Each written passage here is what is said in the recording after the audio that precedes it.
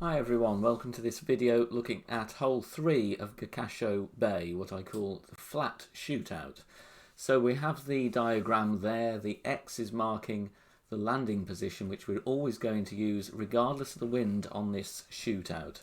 Now I'm going to have a look at the setup from KK's video and Tony Richardson's notes. Links to both are in the description below, and I class these as vital studying material to do well in Tour 10. So here we have the setup. You can see half of the red ring up to the bunker there, and then pay particular attention to where we need to offset. Will take a while to get used to that. Now the first example here is going to be of a 1 o'clock wind, so mainly tailwind but with a hint of left to right. So if we go to Tony's wind chart, all at 20%, but as you see all of the tailwind is at mid, crosswind at mid, anything with headwind max plus 20. So here we're looking at mid plus 20, 1.6 top, 2.3 left. So let's go and have a look at the replay. Always use the Goliath in case you get any severe headwinds with the Grizzly. You will be short, and we want to avoid overpower. So we set our top spin. We have a good wind of 8.6, not too calm and also not too strong, so we can go exactly as the notes tell us, paying particular attention to where we're setting the ball guide, and then we are adjusting mid plus 20%.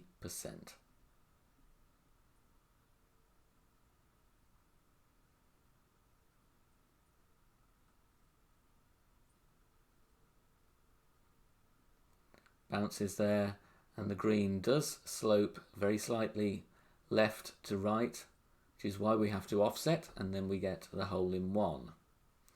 Now the second example we're going to look at here, if we just go back to Tony's wind chart, is going to be a kind of 4 o'clock wind. So it isn't level crosswind, but it isn't absolutely the same as the diagonal headwind and crosswind that we have on the diagram. So we have to improvise slightly and adjust according to the slight differences in the wind angles that we're going to get. So what I do here is go in between the two measurements for the top spin. So I'm actually playing this 2.2 top spin rather than 2, because we do have an element of headwind with the left to right crosswind. So let's go and look at the replay. Setting up the same place, referring to the notes for where we have to offset according to the columns of green squares on the green. So just going a little bit over 2. As I say, there is a hint of headwind here, so we need to pay particular attention to that. Getting the offset correct, making sure we have half the red ring just to the sand. I'm adjusting mid plus 20.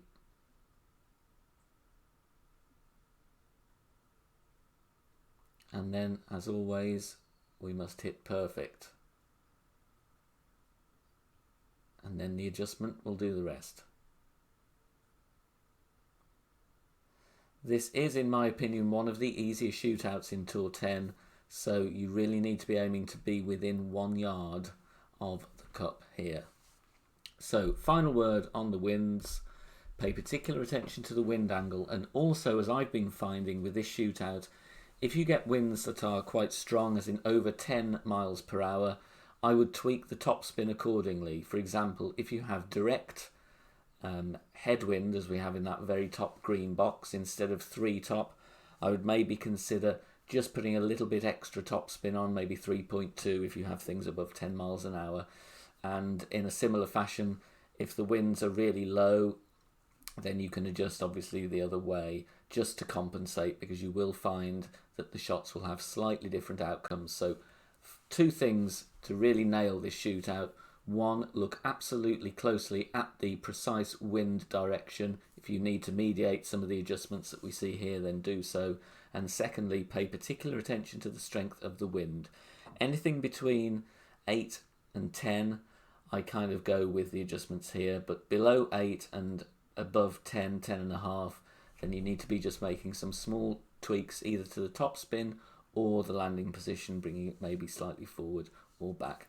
Hopefully that is a good detailed look at hole 3, and I'll provide more replays as soon as I can. Thank you for watching, and please do check out the links in the video description below.